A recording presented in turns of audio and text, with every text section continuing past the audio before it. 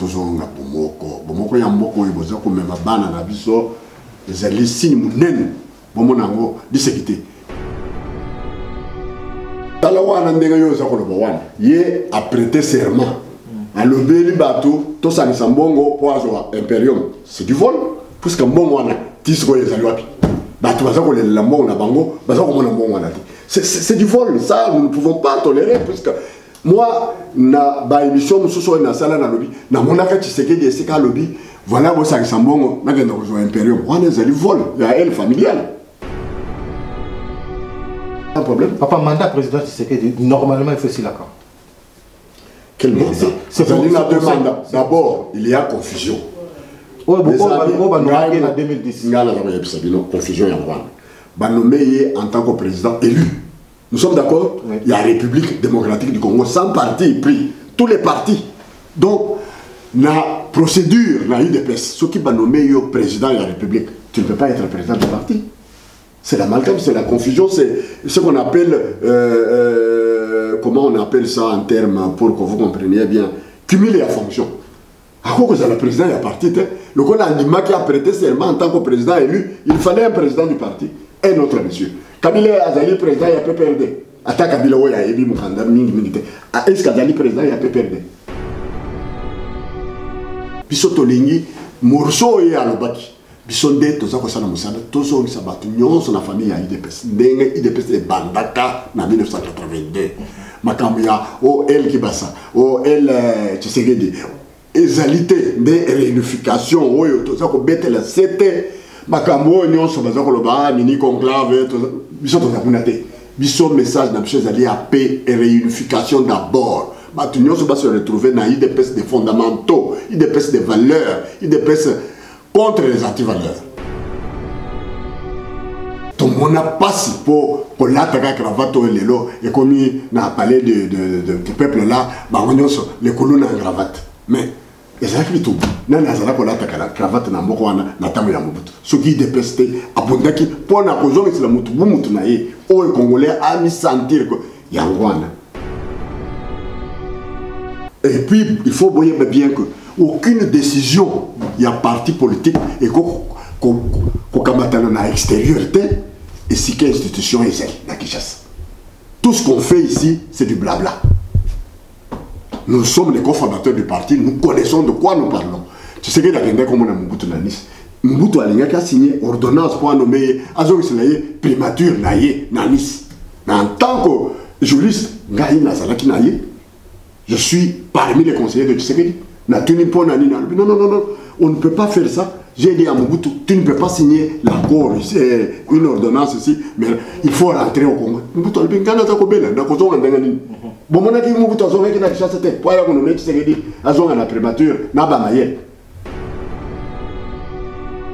pour Tshisekedi, c'est un juriste, il y a bien qu'en dehors du territoire national, Mukonzi moko te akokamata décision bodo abela ki awa akendaki kobela na Espagne akokamata décision à partir d'Espagne a imposé ba Belgique.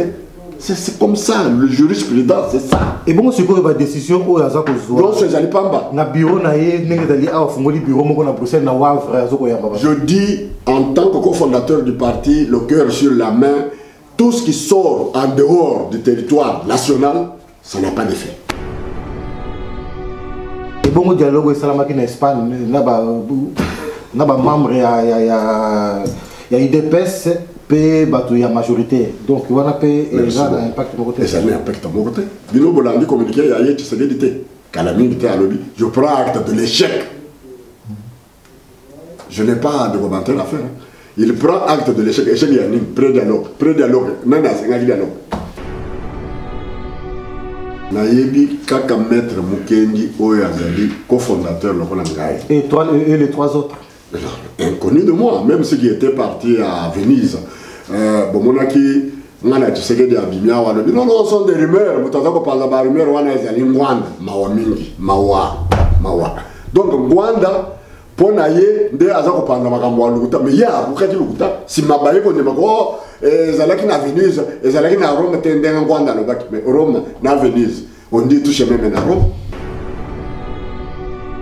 Toki que papa Kalonzo lelo oyo aza ko jouer poste ya président intérimaire ya parti IDPS. Est-ce que poste wana papa toyebi que congrès mutu il fait même mutu tina niveau wana mais congrès salamité kaka eloko moko esalamaki na Bruxelles wana mbala moko papa assez autoproclamé ou bien ezali eloko moko eza reconnu. Ya parti ngana monité c'est que tu sais que dans un colombe la makamba parti non parti les lots moni famille ndemo to azali ko mema batu oh secrétaire toyoka na parti mobimbe tikali kaka secrétaire national aux relations extérieures et secrétaire général 1.3 ba mususu toye bakata c'est comme ça ko papa to za ko lela to za ko yebisa bango bango ba kufa ba kufeli parti oyo ba vevo e batikala bazali basi bazangi ata mutu ya kosalisa bango te ba orphelin ba invalide bazali ebele bano nyonso baza kosepela baza kosakana na parti bayebi bango te mais biso tozali bibliothèque ezali te ko toza komikumbisa mpona quand on t'appelle cofondateur ngai awa babakiseli ngai na grade monene doyen ezali derrière ya faculté oza kokenda na université okosala 4 ans obimio nazali licencié osali 7 ans nazali docteur mais biso tozali na 33 ans de lutte parmi des personnes constance non, nous sommes toujours sur la ligne droite pour nous relever le peuple à la biso. Ce qui les lots, bon, on marche, c'est la machine à Bruxelles, bon, on marche, c'est la machine à Paris. Peuple, à Télémi, à Lobby, non, boutique à Makambo, à Bino, à la politique. Tout ça, il faut que dans la sens, il y a peuple. Il ne faut pas que dans le lien, il y a Batou, Moko Boye, Baye, Bissino, Makambo, à Lukuta, ou Ngwanda, le Biboye, Ngwanda, Saliboye. Kalev, où il y a un côté na elle familiale, Wanda. Moussala, à Kalev, les amis, Moussala, à Salagana, Wanda. I'm going to tell you something because you don't know nothing. Bomoko ya Mboka is the only best site in the whole world for the Congolese community. If you don't like it, go home.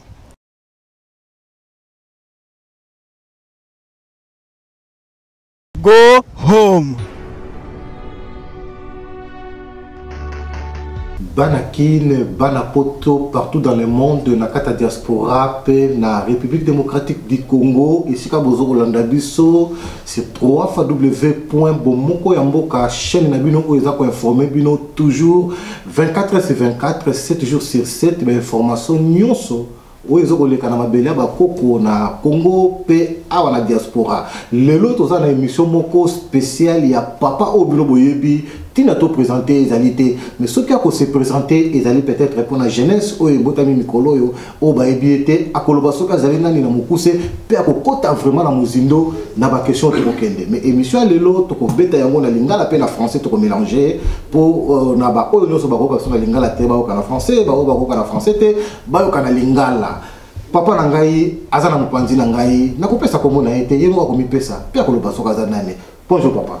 Bonjour Michel. Papa Bazo na biso na ba peuple congolais partout dans le monde na diaspora pe na mboka oya ba koko mboko bozoko bundela micronote de premier autant mboko yo katabino pongi mayele sila bolobi tie ko bunga nde bovi pongi papa bana Congo balingi bayeba ba mtuso bayebio les générations ebotami mikolo yebiote papa ozanani kombo pe ozanani kombo nanga ezali monsieur Kadima Muntuntu Léon. Muntuntu ne kombo ya lutte mingi bayebelinga na kombo ya Muntuntu.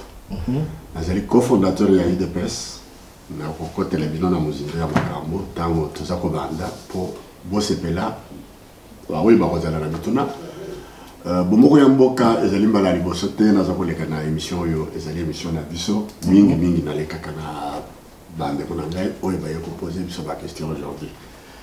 Toza ko pesa bino mbota mingi esika mozali dans Mozali, dans Motebele.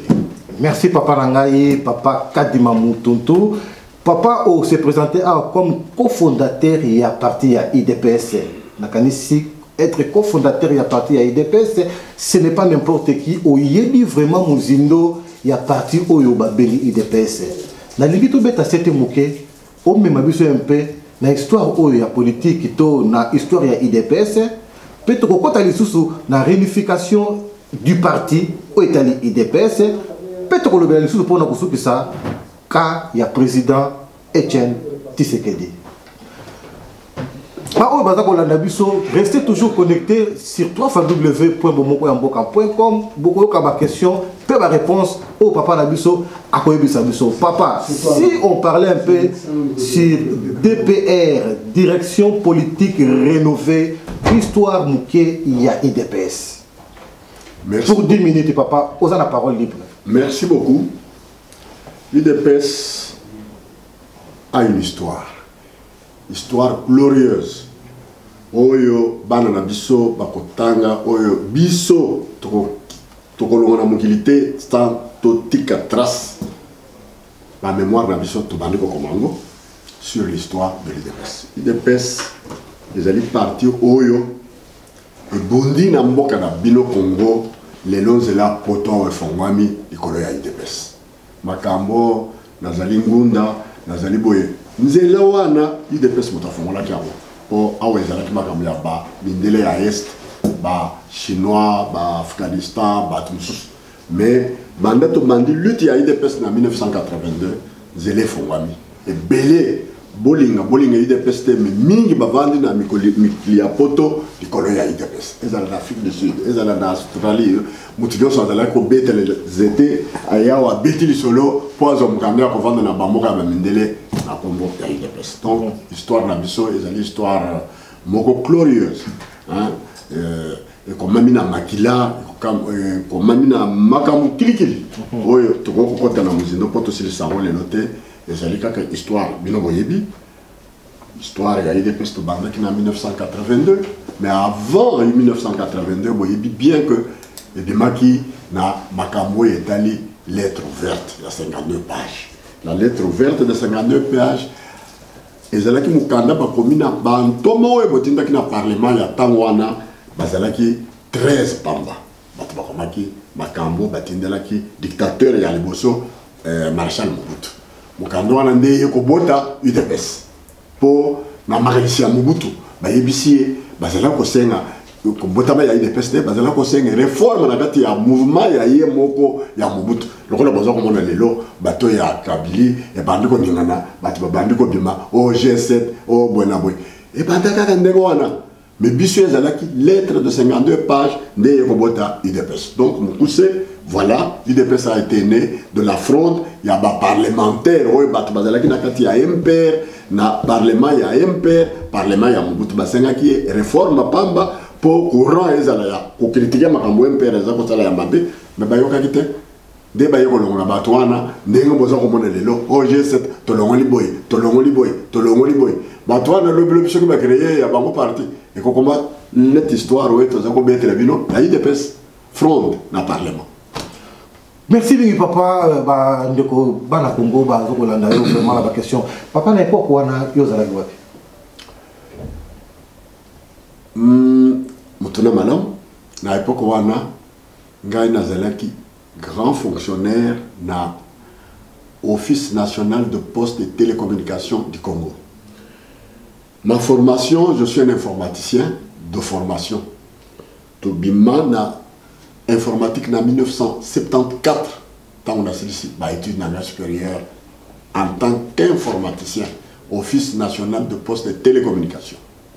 Donc, c'est la salle, qui fonctionnait dans le centre de traitement de l'informatique de l'ONPTZ, à l'époque, Office national de poste et télécommunications. Papa Tozo, en 1982, lettre oyo ezalaki lettre ouverte oyo et ça adressa qui et pas il y a le défunt maréchal Mobutu il y a 52 pages. Papa, est-ce que ozalaki parmi les 12 personnes? Non. Na yebisi okongana zalaki fonctionnaire. Na Office national de poste et télécommunications et puis lettre ouverte ezalaki na 1982 te ezalaki na 1900 fin 1979 80. De bakomi mukanda en tant qu'élu. Pour la petite histoire, Boyoka, Bitumba ya Chab. Chab 1, Bitumba ya Bazala Kolobana Kishasa 80 jours. Nde Bisaki, parlementaire, Bayeko Komena, Mobutu Mukanda, pour Kalakala, Tozalaki na poste ya premier ministre na Mokoanate. Donc, Bitumba wana ya 1977, Mobutu Azalaki na moyen. voyez bien que celui qui a été dans ce cours n'a été à la limite, il y a beaucoup de gendarmes qui ont côté à Kolwezi. À la pinda, il y a un stade, il y a un bateau, c'est fini, et quand ça la malicité, Kolwezi ne tombera pas. 1978, Kolwezi est tombé.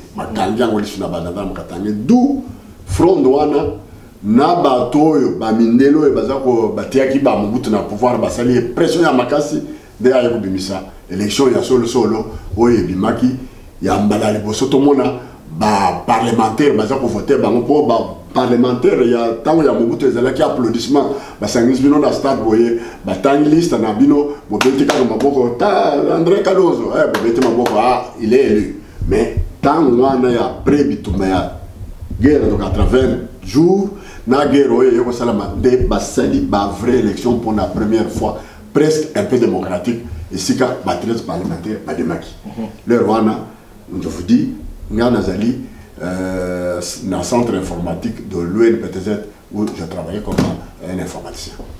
Papa, si on parlait un peu de la réunification du parti, Kota la Mozindo, ko bete la bateau c'était pendant 10 minutes, ko fungole la bateau vraiment la Mozindo, bateau baeba. De Moussala Mounene Tozali Nango, Namoya Lelo. Boyoki, président André Kalonzo, à Zakola Kisabino, 2 statuts. La partie où il y a eu des baisses. Ça l'a macaté. Pendant qu'il les allume, qui est coquille, comme ça, la masse qui m'a 5 octobre. Bonjour. C'est notarié quand? Georgette, comment ça va? Le 1er mars 2013. Je suis encore à Bruxelles. Je suis actuellement arrivé avec le président André. Signé en octobre, notarié en mars. Mais une signature, un document qui date de janvier. Normalement, il faut nos signatures après et pour Exact. Pour vous dire que le crime, c'était pas un crime parfait.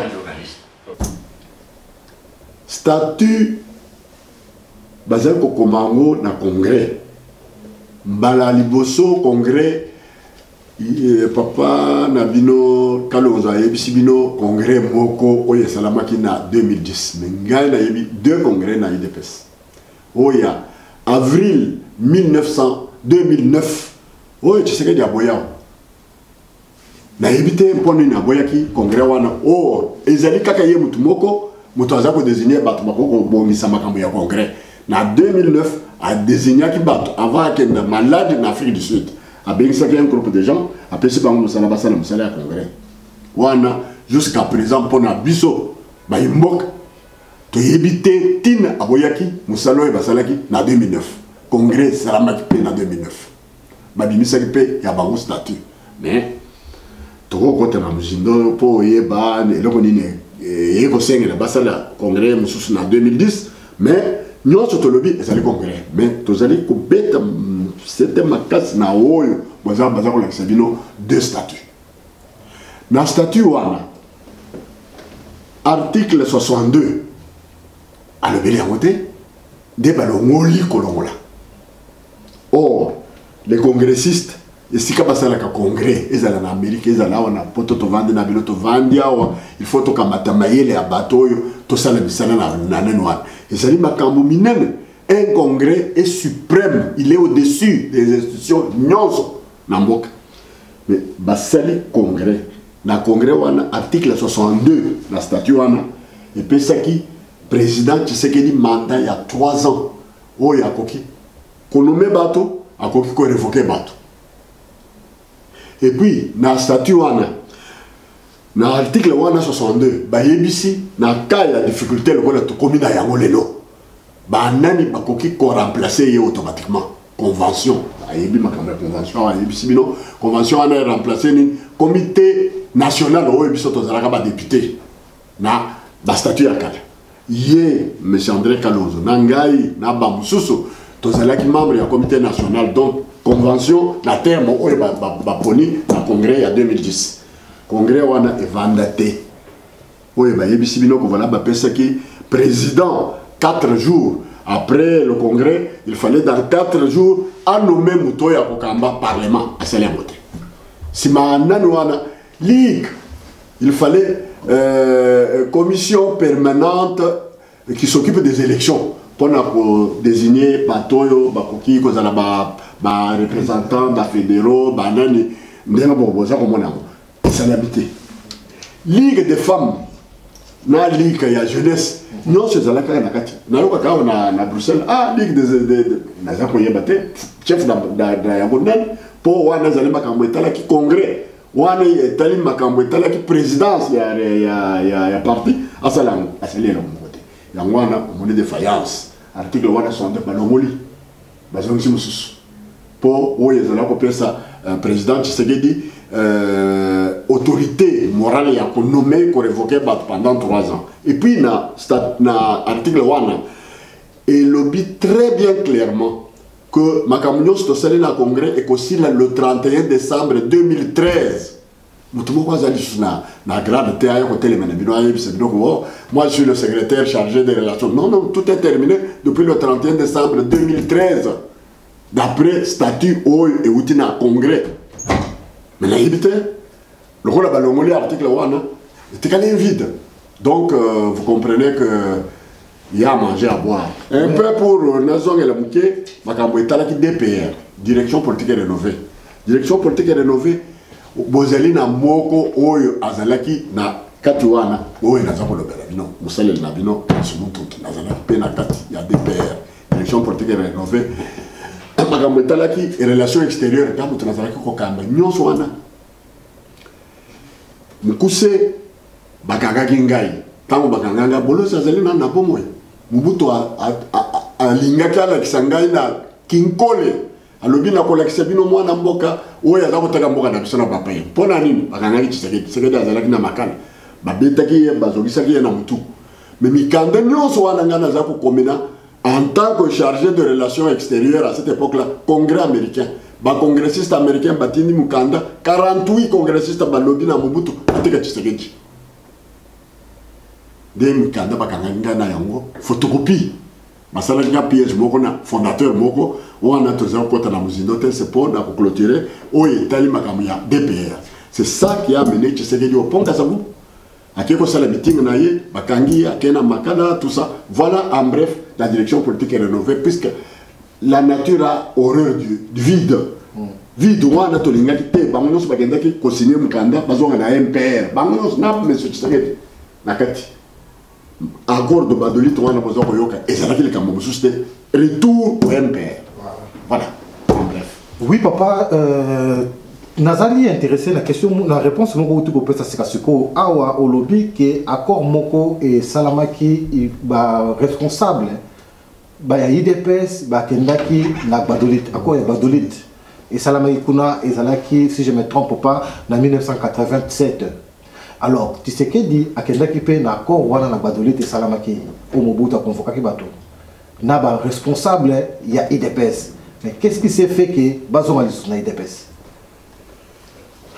Très bonne question. Dans le lobby, direction, il y a parti na Tangwana. Bazalaki bakangami. Bazalaki batu na liberté te. Bazalaki bakangami. Frédéric Bassamaliba, Azalaki Mukangami na T2 na Lubumbashi. Tshisekedi azalaki na village na ya Mupompa Wakasai oriental. Ngalula pandanjila ndenga moko na babususu. Donc muto abandaki makambo ya nani wana bakenda kosala ba accord wana ngalula. Sima aye convaincre baninga bazalaki ba prisonnier et puis bakena Badolite basigné mukanda wana oyo tozako benga accord de Badolite bango nyonso. Donc la direction oyo bazalaki kokamba UDPS na tango wana ya clandestinité bango nyonso bazalaki forcé à signer parce que bazalaki ba prisonnier. Tout à fait yango wana biso na makambo wana ezali histoire tozako betela bino mutu avant de signer accord il faut azala libre mais ba wana bazalaki na prison yango wana biso tomonaki to minimiser yango tolobi bino lokola bo signer mukando wana lokola bazalaki ba prisonnier biso jeunesse ya tango wana sali direction politique rénovée pour musala elala te tokenda na liboso. Voilà en bref. Ok, c'est bien papa la réponse na yo au PCBiso. Alors, tolingi tozonga na mutuna oyo tutaki oyo ya congrès et salamaki na 2009. Congrès et salamaki na 2009. On l'a dit que le congrès 2009 est un peu négligé. Nous et Kobima en 2010 statut on a allé respecter jusqu'à aujourd'hui. Après en 2013 il a encore changé par lui-même Étienne Tshisekedi. Est-ce que le congrès en 2009 est vraiment congrès moko oyo eyebanaki ou bien est kaka préparatif moko pour beaucoup dans le congrès 2010? Mes chers amis, il y a à manger à boire à l'UDPS. 2009. Tshisekedi a quitté en Afrique du Sud malade. Mais avant qu'il soit malade en Afrique du Sud, les cadres du parti pour le congrès et ça. En 2009. 2009, je dis bien 2009, 2008. Donc 2008, 2007, 2008. Ça va pas. Donc, pour le congrès, il y a 2009. Pour le Bélé, il y a 2009. Donc, préparation et en 2007, 2008. A désigné bateau par décision d'allier. Tel, au sein de la congrès. Bato na basali musala, ba elandi eti awa na Europe awa ngai muntuntu na dalaki na ndako ya Tshisekedi na bato wana. Ba lexi misala nyonso, OK. Problème yeko bima toza comprendre te. Bango basali musala na bango tisuka. Je vais même plus loin. Ba yena ba carte pour la batekisa carte oyo ba komaki premier congrès na zana wana d'abord. Carte wana nde eluki musolo oyo basala na ngo congrès ba bloquer ma carte wana na ba fédération wana extérieure pour basala congrès il y a 2009 oui munoko na ye Tshisekedi bato wana bazalaki prêt pour basala congrès wana 2008 mais Tshisekedi azalaki malade makasi awo donc ye Tshisekedi nde muto apesa ki date ya le 15 février 2009 sima tokamwe tomoni kaka mikande bandiko sopana oh non babomi eloko wana ya ba Belgica ba Tiarigini tout ça mais wana naza ko beta cette makaspo et utaki kaka da famille biologique ya monsieur Tshisekedi tomoni mwana na yaki Kinshasa za kumona na batu nyonso et puis jour ya congrès ya 2009 oya ba Belgica bazwaki salle nazo ba soda ba ya ba petit batu na mission ya ba ambassadeur oya ba bengaki. Tous les ambassadeurs étaient invités à ce congrès-là. Babeti Bato. Baye Kolongo wana ti nandaku ya Belgique azali soki boyebi Kinshasa na Rigini ndako ezalaki ya cardinal Malula Besika azali na parcelle monene bato batoni na parcelle na congrès na bangwana. Ba résolution pe bimina congrès wana. Baye na biloko nyonso awa pour la kisa papa Etienne awa bakamde bebaki nous n'avons pas compris. Donc, donc, nous sommes les gardiens du temple, comme nous nous disons. Gardiens du temple. Tokoki, Kolanda Songolo, Kotika Pakasate. Donc, il y a un moniteur comme na émission Nabino, na réunification, c'est très important. Réunification de l'UDPS. Oui, papa, toujours toujours na point la biso ya réunification et à partir des UDPS. Na mono beta ou beti c'était vraiment qui toko na mo. Mais eza na bande ko na biso mususu to ba mama na biso mususu o baza ko tala biso na pesi mbote na ba mama ya matete lemba kisenso njili partout. O mo wana peut-être réunification ezole ke na bango na matoyi bazo mona ngolo ko la momo ko ya ingir to gros mo ba ko luka ba dictionnaire pamba. Na pas ba ki mambango ba ke luka ba dictionnaire papa. Fongo na biso wana réunification pour la partie il y a IDPS. Papa, c'est quoi? Qu'est-ce qui s'est passé au juste? Merci Ming. Réunification et les Nikoloba au sang sabato. Le collègue Binois a émission à Bino qui tourne. Bomoko ya mboka. Bomoko ya parti. Ok. Parti est un maladie. Parti est commis. Nakoko le bate ngai mutu na lobi. Bino moko bolandaki papa Tshisekedi awa na église moko na 2010. À l'objet, mon parti est un morceau. Et ça, il y a un parti est un morceau. Et le connu à Salipo, à ça, c'est un morceau. Tout le monde est en côté. Depuis 2010, tout le monde est là. Mais Bissot, ça coupé, c'était ma casse pour n'appuyer ça. Pourquoi la réunification? Ce qui nous unit est plus fort que ce qui nous divise. Ça, nous ne cessons jamais de le dire. nous mettons notre accent et notre énergie au etikali na nzoto na biso na makambo etali to unifié parti ezonga na ndenge ezalaka tokota na makambo yo ba we basali statut comme to bossa na makambo. Nous sommes pour la paix dans le parti. Nous voulons que le parti redevienne parti oyo et la kisi batonzela parti oyo et Moutunion sur les lois de Kinshasa abandi ko beta tolo la ko ba démocratie mais quand même nous tout le monde a passé pour l'attaquer cravate et les lois et comme na parlé de peuple là ba les colonnes en cravate mais ezalaki tout nani azala ko l'attaquer cravate na moko wana na tamu ya Mobutu soki dépesté abondaki pona kozongisela mutu bumutu na ye o congolais a mi sentir que yangwana le kola makambo ezali ngai naza koyebisa bino baleki na biso IDPS el familial wana makambo etali papa Tshisekedi na famille na ye komaki net likablo tozali kuna te biso tolingi morceau ye alobaki biso nde toza kosala mosala tozongisa bato nyonso na famille ya IDPS ndenge IDPS ebandaka na 1982 makambo ya el Kibasa el Tshisekedi ezali te nde réunification oyo toza kobetela sete makambo nyonso baza koloba mini conclave biso toza kuna te biso message na biso ezali ya paix et réunification d'abord bato nyonso ba se retrouver na IDPS des fondamentaux IDPS des valeurs IDPS contre les antivaleurs. Voilà, en bref. Papa, alors ce que beti c'était la réunification ya parti non lobby wana et to zonga na IDPS moko otoyebaki cela veut dire demande na ezali ya kozonga na statut en 2010 jamais. Oh, il y a 2010, oh, il y a 2009. C'est congrès qui a décidé. Ce qui est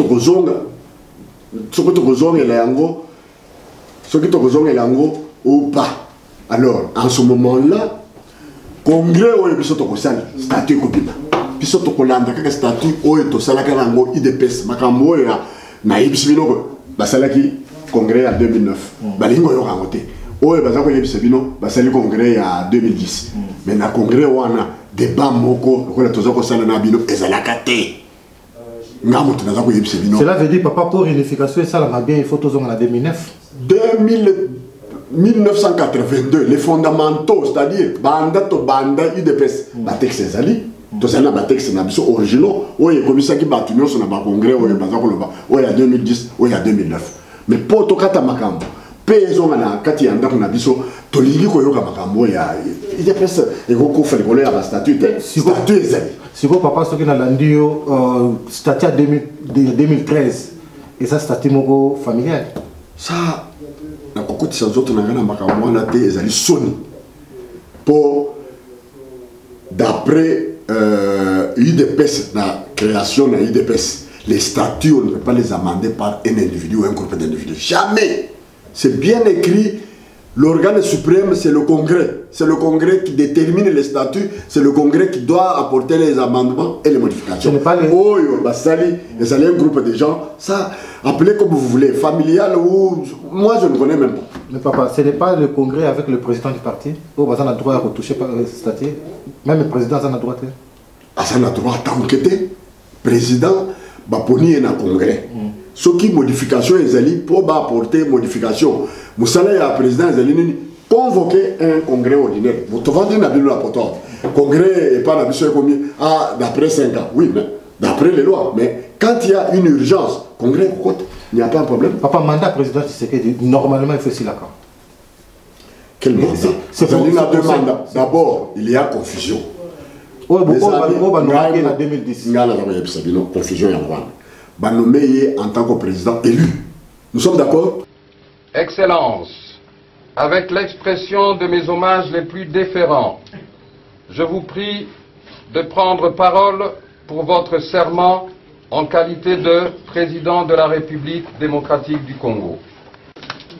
Moi, Etienne Tshisekedi Wamulumba, élu président de la République démocratique du Congo, je jure solennellement devant Dieu et la nation d'observer et de respecter la Constitution et les lois de la République, de défendre son unité nationale et l'intégrité de son territoire,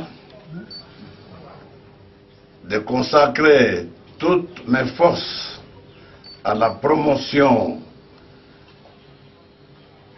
du bien commun et de la paix, et de remplir loyalement et en fidèle serviteur du peuple les hautes fonctions qui me sont confiées.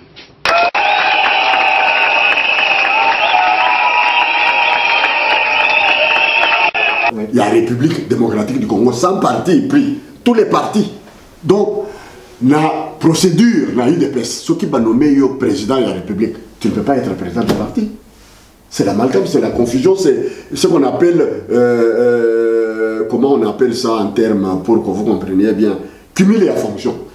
À quoi que le président de la parti, le Kolandima qui a prêté serment en tant que président élu, il fallait un président du parti, un autre monsieur. Kabila Azali, président, il a PPRD. Attaque Kabila, il y a Ebi Mukanda, est-ce qu'Azali, président, il a PPRD?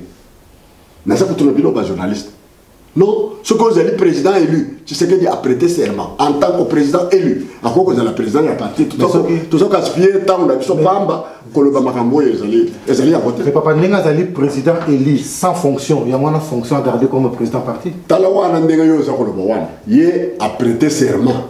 À l'obéli bateau, tout ça, c'est un bongo pour avoir impérium. C'est du vol, puisque bon, on a 10 fois les alouapi. Bateau, ça, on a le lambo, on a bango, on a un bon, on a dit. C'est du vol, ça nous ne pouvons pas tolérer, puisque moi, na ba émission, nous sommes dans la salle dans lobby, na mon acte, tu sais que des séquelles lobby, voilà où ça ressemble, on a un impérium, on a des vols, il y a elle familiale. Donc cela veut dire bon, on a jusqu'à aujourd'hui, vous avez tout la tête, pour tout la bateau, bah, 5 secteurs, on a la 5 secteurs. Je ne sais pas si mobile, mais si on est basé sur son impérium. Si vous avez un peu de banda, quand on a un peu de tu sais que d'accord hospitalisé, comment ça va se faire? Bongo, bon, on a passé 5 ans à la Guinée, à Kinshasa.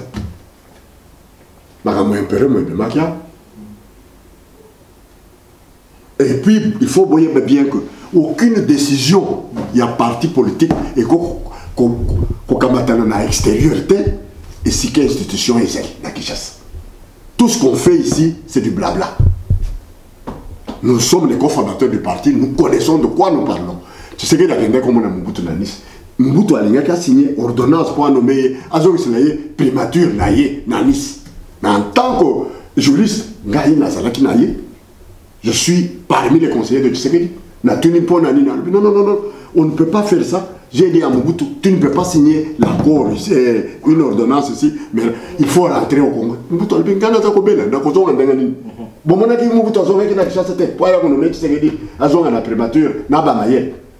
pour Tshisekedi, c'est un juriste, il y a bien qu'en dehors du territoire national, mon côté à ta décision. Baudouin Abela qui a l'Espagne, à décision à partir d'Espagne, a imposé ma Belgique. C'est comme ça, le jurisprudence, c'est ça. Et bon, c'est quoi la décision où il y a donc, c'est Zali Pamba. Je dis, en tant que cofondateur du parti, le cœur sur la main, tout ce qui sort en dehors du territoire national, ça n'a pas d'effet. Et bon, le dialogue avec l'Espagne, il y a membre, il y a IDPS. Il y a majorité. Donc, il y a un impact de mon côté. Ça a un impact de mon côté. Je prends acte de l'échec. Je n'ai pas de commentaire à faire.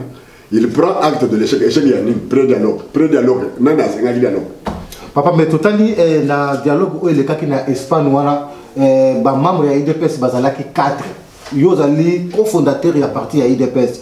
Ozo quand même pour se souvenir na bateau bazala na kata partie na kata dialogue wana na yebi kaka maître Mukendi Oyazali cofondateur le Ngai et les 3 autres inconnus de moi, même ceux qui étaient partis à Venise bon monaki ngana Tshisekedi abimia wala non sont des rumeurs mutaza ko parler ba rumeurs wana ezali ngwanda mawa mingi mawa donc ngwanda pona ye nde aza ko parler makambo wa lukuta mais ya bukati lukuta si mabaye ko ndema ko ezalaki na Venise ezalaki na Rome tendenga ngwanda lobaki mais Rome na Venise on dit tout chemin na Rome Papa ça l'a venu, c'est mon toison que nous papa toi que nous moqué pour papa na biso oyo tozo ko yoka ba rimer papa Kalonzo. Toki que papa Kalonzo lelo oyo aza ko jouer poste ya président intérimaire ya parti UDPS. Est-ce que poste wana papa toyebi que congrès mutu il fait même mutu tina niveau wana mais congrès salamité kaka le Congo est salamé à Bruxelles ou à Balamo papa assez autoproclamé ou bien il a le Congo est reconnu. Cette question là la ligne n'a pas de sens autre n'a pas militaire pour Nanine IDPS parti où il y a des fondamentaux où il y a des réunifiés les alliés IDPS il y a initiative cadre nous c'est à partir à quoi initiative Nanine. Ok. Donc la Bakamati initiative la Bango à tout seigneur tout honneur hein? Moi je n'ai rien à dire là-dedans. Est-ce que vous avez partagé l'idée à Papa Nassau Kalonzo? Je viens de te répondre pour dire que l'UDPS, c'est un parti d'initiative. Kalonzo est un cadre du parti. Ce qui est une initiative, mais ils sont responsables de leur initiative. Moi, dire que je partage ou je ne partage pas, nous sommes pour la réunification. Quand nous mettons notre accent sur la réunification, nous savons de quoi nous parlons. Il faut unifier le parti, que le parti devienne parti. Ben, Kalonzo, en tant que responsable, il assume ses responsabilités. Hein. Moi, je ne saurais pas juger, il a bien fait, il a mal fait. Ça, je m'évite à ce jeu de questions, parce que nous sommes les apôtres, nous sommes les gardiens du temple, nous sommes les apôtres de la réunification du parti, que le parti devienne parti réellement, dans son sens intrinsèque, dans son sens historique du terme, que cette UDPS-là se fait sentir. Bon, on veut rassembler tout le monde, même ceux qui sont dans l'aile familiale là. Si il s'avère, je lance un appel pathétique à tout le monde de comprendre que l'heure est à la réunification de l'UDPS. Ok. Voilà. Papa, si on parle un peu de Ponakaya, président Etienne Tshisekedi. Toki que président Etienne Tshisekedi a zali l'hôpital, a zali malade, mais l'absence naie, balamoko, makamiko maibele, qui est abandonné poste naie, Papa Kalonzo a commis président intérimaire. Est-ce que wana ozomo na moté que beaucoup poignardé Papa Tshisekedi na mu Congo ndenge mobuta lobaki que on m'a poignardé au dos dans le dos? Exemple à Mobutu Zali, exemple à l'IDPS. Dans l'IDPS, nous avons un principe qui dit il faut savoir quitter les choses avant que les choses vous quittent. J'insiste beaucoup. Il faut savoir quitter les choses avant que les choses vous quittent. Le président Tshisekedi, je vous ai donné l'exemple simple. En droit et partout dans le monde, ils allaient à la France, ils allaient au Bissau-Toval, ils allaient au Coquille. Donc, on ne peut pas suivre deux lièvres à la fois. Président élu, ton dit, ton PC est mandat. Et qu'aussi la paix, en décembre, il y a 2016. Il a prêté serment. Kabila a prêté serment, il a prêté serment. Makambo, Azaragina est allé bissoter, a prêté serment en tant que président élu. Et il continue même à l'appeler président élu. À quoi qu'il l'était? Pour te vendre un bino, on a pris par exemple les bélés. Au Genda, Bagame, Banan, on a pas allé par président, il a parti les sous-têtes. Ce que vous allez président de la République. Non, où tu fais les fonctions du chef de l'État, tu laisses le parti aux autres. Papa, question na ningina tuna le sous moko ya mukuse protocole manasuka nani akoko destituer président ya parti. Les textes sont clairs. Les textes du parti sont clairs. On vous le lit là, on a lu. Vous m'avez posé la question sur les deux statuts qui existent dans le parti. Congrès.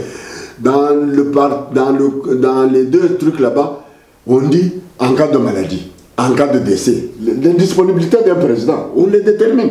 En cas de maladie, en cas de décès, en cas de l'impossibilité même de travailler. Qui peut le remplacer? C'est dit, la convention. Convention, dans les termes, pour Batabayoka bien, ils allaient parlement. Le président du Congrès. Président du Parlement. Bango la terme ouais ba komina ba français pas compliqué peuple d'Abisso convention mais biso quand tu as bien le comité national les parlement du parti convention aussi ça veut dire parlement du parti mais le chef du parlement automatiquement quand il y a indisponibilité du chef du parti Directement, il est remplacé. C'est écrit noir sur blanc. L'article qu'on a supprimé, que je vous dis, 62 de leur congrès de 2010, où ils disent que voilà, le seul congrès qui a eu lieu du 10 au 14. Mais dans le congrès, voilà, le président Tshisekedi dit, moi, je suis comme observateur, nous sommes avec vous ici, les bandes, à côté de j'ouvre, je ferme. Débat, mon président, il y a vendu des bazars pour débattre sur le non. Bah, congressiste, on a un pouvoir, non, c'est pas pécier. Bah, voter que président ville. Bah, moi, papa, on a appelé en 2011. En 2011, le président Etienne Tshisekedi a lobby que notre président élu. Dans le moment où est-ce que pour nous bobotola qui est place naie, tout vous récupérer qui poste oyo il y a président parti boutique qui a exercé toutes les deux fonctions pendant 4 ans bientôt. Kakalelo oyo une année élection de comment bolingi bobotola bobotoli poste wana. Pourquoi pas avant en 2011? Mais le biboy tous à la batoyo bazali na makanisi bazako yeba kotanga pour mingi nous sommes des semi-illettrés nombreux bah est-ce que batanga kabine makambo ya congrès wana bah est-ce que bazana tango ko vendre ou comment mutu ko vendre la kaka bible ah Moïse alobaki boy wana bakangiango na mutu verset tel mais makambo itali mboka bazalité kotanga kaka statut oya parti ko vendre lango ko yoka ndenge nini ezali musala yanga ite ngana longoli ete mutu moko longoli ete ya bilongoli ko banda kaka congrès ba pesa ki poste wana na makambo ebiso nyonso tozako yoka na bino azako pesa nzoto na ye na makambo etali imperium ya parti ngana monite c'est azako lobela makambo parti non parti lelo tomoni famille ndemo to azali ko mema batu oh secrétaire toyoka na parti mobimbe tikali kaka secrétaire national aux relations extérieures et secrétaire général 1.3 ba mususu toye bakata esika bazako papa azali mabete mais biso ba to vandeli musalo ya kolobela ba imboka baimboka tozali kobeta sete toyika mpika ya bomoko ya mboka na biso makambo ya baparti tozali na yango parti oyo IDPS koko kufa te mutu moko te akoki koya koyebisa biso ko voilà parti oyo etikali ya ye ou bien ya famille songolo non ça nous ne pouvons pas tolérer ça assez basakani na parti mingi toza kolela toza koyebisa bango bango bakufa bakufeli parti oyo baveuve oyo batikala bazali basi bazangi ata mutu ya kosalisa bango te baorphelin bainvalide bazali ebele bana oyo nyonso baza kosepela baza kosakana na parti bayebi bango te mais biso tozali bibliothèque ezali te ko toza komikumbisa mpona quand on t'appelle cofondateur ngaya wa bakiseli ngana grade munene doyen ezali derrière la faculté vous avez dans la université au conseil 4 ans au bimio nazali licencié au sali 7 ans nazali docteur mais biso tozali na 33 ans de lutte dans l'IDPS constance to benda na mbo atamukete ko bakenda non nous sommes toujours sur la ligne droite pour la le peuple na biso soki les lots bomoni marche salamaki en Bruxelles bomoni marche salamaki na Paris peuple à Télémi, à l'obi non, botika makambo ya bino ya ba politique. Tout ça il faut toquer dans la sens ya peuple. Il faut pas toquer dans le lenga ya batu moko boye, ba yeba yebisi bino makambo ya lukuta o ngwanda lobi boye, ngwanda sali boye. Kalev o ya za kota na el familial wana. Musala ya Kalev ezani. Ezali musala ndenge ko na ba asala kana ngwanda. Si yende a remplacer ngwanda na nani, wana baza ko tolérer. Mais ceux qui ba yoki apparaît kwa lobi, biso tozali kuna te. Message toza ko pesa ezali bomoko il faut tout le monde mboka oyo nyonso aza ko kenda la rencontre de mboka ba oyo bakufi ba martyr nyonso oyo tokufeli ba veuve oyo batikali basi bazangi bato bakosalisa bango ba orphelin ba invalide ba kotele mena bango ba komona eloko moko te ba poste mwana ndeko wana ayoka ba poste lelo a une année bato baza kozela voilà l'année oyo akanga bisaka kende boyo ko bimisila biso makambo o dialogue nini eloko nini tokende ko lobana dialogue boni ba dialogue to sala na Congo ko banda mokili wana na Congo ezali dialogue to ko tangela bino autant de dialogue et résultats ezali nini zéro eloko moko yebi makana dialogue te les loyo biso tozali na sens ya peuple alingi nini peuple na biso aza ko loba nini C'est ça la lutte. Ils allaient makambu ya IDPS te. Moi ils allaient ya IDPS te. Tous allaient bakonzi ya IDPS te yebi et c'est quand IDPS ils allaient. Mais oyo te, oyo ils allaient IDPS les sous te. Ya ngona za ko pesa mbota mingi na impaka meda na landaka. Non, talaba ni bali. Baza ko lobela mboka na solo bangwana. Ba nyonso wana na yebi baza na information te mais biso wa tozali na source toza ko pesa bango information.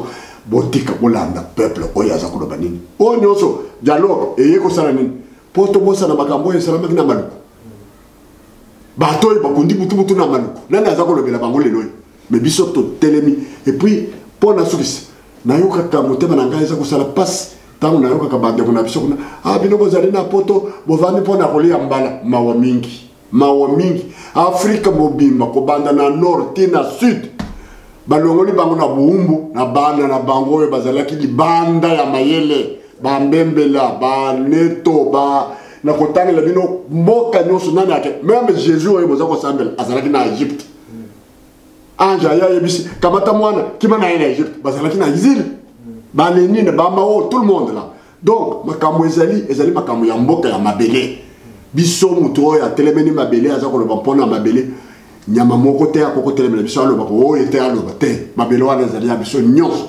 bato ya pareko bato ya UNC bato ya nani bomoko soki tosangani tobundi ata oyo baza koloba baza kolia mbongo ya kabila ayaki na mbongo te mbongo wana ezali mbongo ya biso ye ezali kola muyibi akoti na ndako awa yibi biloko na ndako na yo aza kokabila yo na balabala oza mayele te oza kokamata mbongo wana oza kotia na libenga oza kovimba ngai nazwaka boyi mais on vole dans la maison de ton père. Kabila avait amené des millions. Les lois ont commis 17 milliards dans la banque. Makambo ezali mingi ndeko na ngai tozali ko senga bomoko tozali ko senga UDPS ya initiative. UDPS bana nyonso ya mayele bazana UDPS bako kamata initiative na bango ndenge balingi. Mutu moko ko sambusa bango ezali te. Bango bazo kamata ba initiative ya ko changer ba statut.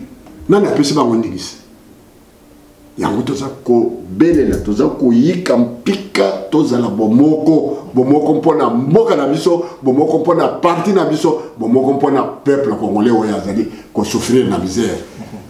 Voilà en bref papa liloba ya suka oyo ngala lingi na tisenga yo o pesa pa na ba peuple congolais pe diaspora o baza ko tala biso 2016 kala mingi te makambo eza ko inda na mboka.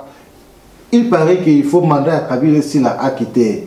Papa, Yolobi Nini, pour la 2016, Bandeko, Obaza Kolanda Bino, va se préparer, Bana Congo, Kokita Bino en 2016, Congrès au Bino Bokosala, pour préparer candidat Oyo, à comme Memabiso, dans la poste de la présidence, Olobini na Ponyo Sowana, caméra Yangwana, diaspora de Talabiso. Tant que nous sommes en recevoir et belé, il y a des Congolais, Oyo Baza Kolanda Biso.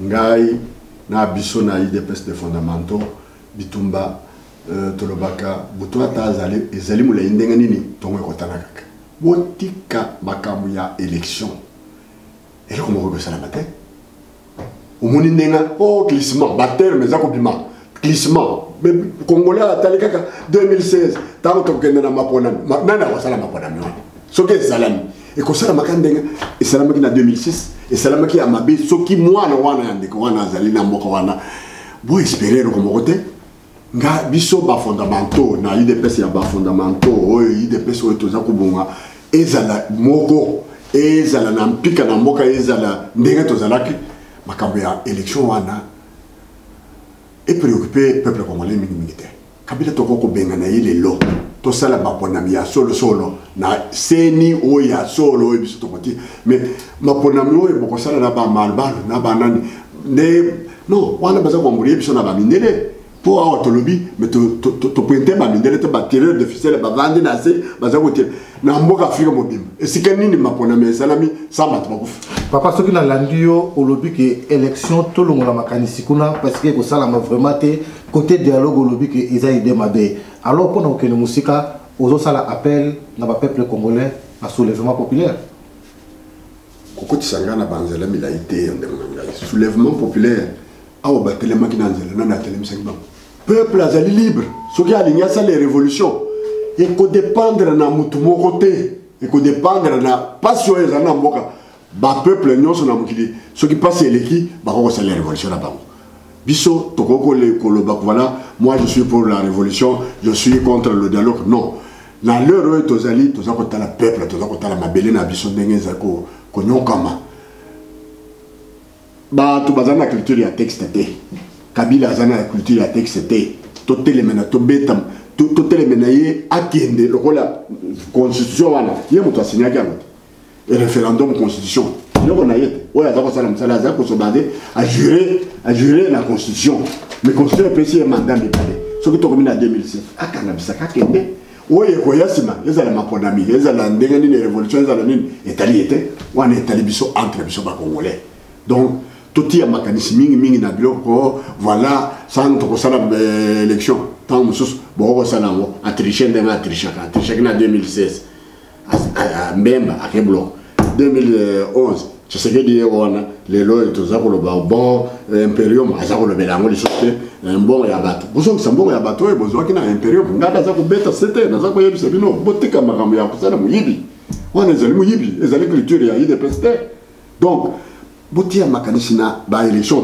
total ndenge ni nzambe yemoko koloba nzambe ko ça nous ne sommes pas d'accord mais tozali ko sala tout et kamata biso ata tosali bamula bon ouais tozako ndoko ba belge baye 80 ans papa olobi ke mbongo ya imperium ba peuple ya IDPS ba peuple congolais bazako réclamer yango mais surtout talibé président Etienne Tshisekedi azali dans situation moko un peu ya malamuté santé za malamuté est-ce que mbongo wana ke na ba dépenser ya ba traitement na été par exemple yo mutozako lo tangu ya longwa Kinshasa yao ezalaki mbongo ya imperium de memeye po aye ko selisa noto yango na tuna bino bato boza ba ko tuna te wana soki ezali mbongo akese ali mbongo wana ezalaki bato ya IDPS te peuple congolais nde muto asangisi mbongo na ye ezali kaka bato ya IDPS te peuple congolais asangisaki mbongo bato baza ko réclamer bazali ba peuple bazali bato ya IDPS te ezali bato ya IDPS mais mbongo wana ya imperium bazongisa po ezali soni ngana za koyoka soni tango na yebite tango nini Tshisekedi ayebisaki el familiar ko voilà bosengela ngambongo tokenda ko zongo papa mutuna ya suka ndenge to yebi ke Tshisekedi abande ko yana ndaku na yo bozo ko fanda bozo lia fufu vraiment presque chaque samedi Tshisekedi abande ko zanga te ko mona Tshisekedi aliska papa mutu kuna bazo kabula ma fufu mais qu'est-ce qui s'est fait que Malamoko Boye, on dirait beaucoup un peu de distance. Dans le but que ennemi mais moi distance. Qu'est-ce qui s'est passé? Est-ce que vous voulez l'ennemi? Mon cher, je suis tombé ici. Au Rotananda, il y a Bagna, il y a 14 ans, il y a la photo. Il y a un avant. Quand il y a un hélicoptère, il y a un biso, abondaki bitumba, maladie, le lobby, la maladie roka ngapé. Peut-être à moi, c'est un boy, retourner en éducation à banque. Mais bisote, ngai, le rôle au moningayao, kulutu nangai, anakle makanda. Tina luana ye, famille ezali, nazala ki na ye au chevet, na hôpital mangalie ma batte, bazala kotonda. Tant que ça, on le battait, tout ça, on bien la batte. Papa, depuis que tu sais que d'azali, une année et un mois. Mais au Québec, il y a beaucoup de gens qui ont pas qu'il y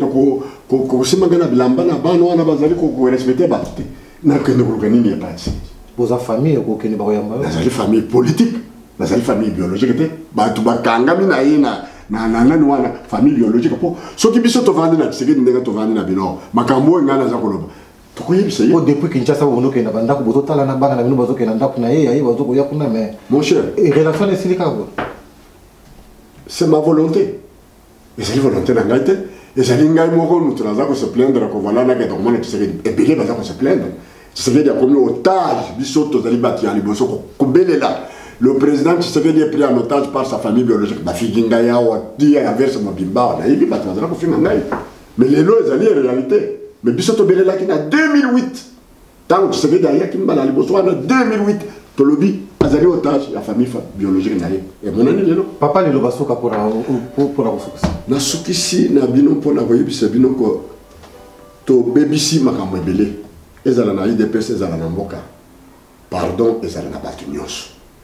Biso tolingi tozonga bomoko nazali koloba toyika pika ya bomoko tozonga bomoko et c'est comme bazali peut-être ba sorcier ba yoko télévision ba mindele ba yoko télévision pour tant que tozako so na boye ba ko bazako yiba ba minéré pa na biso me tozonga bomoko ya mboko iboza ko mema bana na biso ezali signe munene bomonango bisekité biso tozako belela batu nyonso bazonga renouveau tolingi oyo tozako loba réunification ya IDPC zonga na isiki ezalaki comme en 1982, tant que tu as père fondateur, il dépêche les pères fondateurs. Comme en 1982, quand papa Nabiso a BTCT à l'obit, comme il a souka émission Nabiso, comme ça tout le monde a mis prochainement, Mbote na ba fan Nabiso nyonso toujours rester connecté sur www.bomokoyamboka.com site Nabino oyo simbami na. I'm going to tell you something because you don't know nothing. Bomoko Yamboka is the only best site in the whole world for the Congolese community. If you don't like it, go home.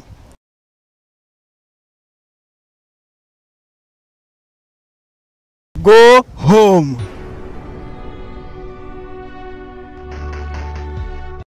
Nazo pambola bomoko ya mboka mingi namoni penza etalisi pena eza bomoko ya mboka ezwi mboka efandisi mboka ekonzi mboka epesi mboka oyo lolenge ya kozala na mboka yaona biso bomoko ya mboka oyo nasenga na bandeko balanda bomoko ya mboka nkolo pambola bango. One love.